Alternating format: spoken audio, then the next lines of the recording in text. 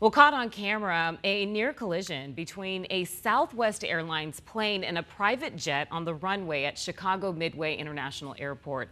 It is just the latest aviation situation in the U.S. A lot of people are scared to fly right now, and you can understand that. 12 News journalist Rachel Cole is live at Sky Harbor with more details on these runway incursions and how common they are. Rachel? Yes, good evening to you guys. You know, we checked with the Aviation Safety Reporting System, a database that tracks situations just like this. And in the last 10 years, it shows about 30 incidents happening, particularly in Phoenix. But we do want to make an important note. That doesn't necessarily mean close calls like the one just yesterday at Chicago Midway. It could be a number of things like a rejection to take off, if someone's hindering the runway, miscommunications, human error, and so on. And of course, planes too close together. So aviation experts that I spoke with today say a number of factors lead to these incidents. Take a look.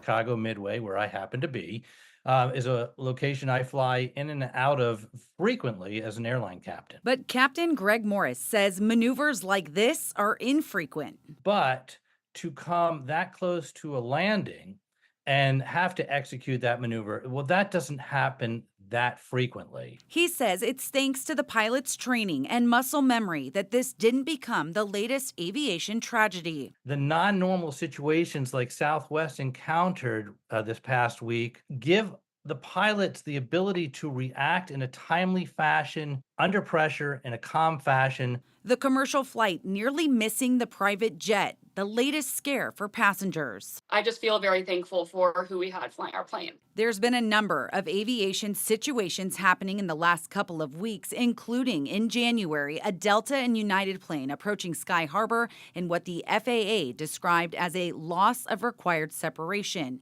Captain Morris saying, though, statistically, flying is still the safest mode of transportation. Nearly 45,000 of those flights are in U.S. airspace. That means that at any given hour, there are 5,400 flights airborne in the U.S. That said, nearly all of them take off and land without incident. But adds, more close to home, as an airline captain, be rest assured, I will not release the brakes and allow that aircraft to push off the gate. And certainly, we will not take off unless I am 100% sure that it's safe to do so. While I don't like to speak for others, just about every single one of my airline colleagues will practice the same method and feel the same way.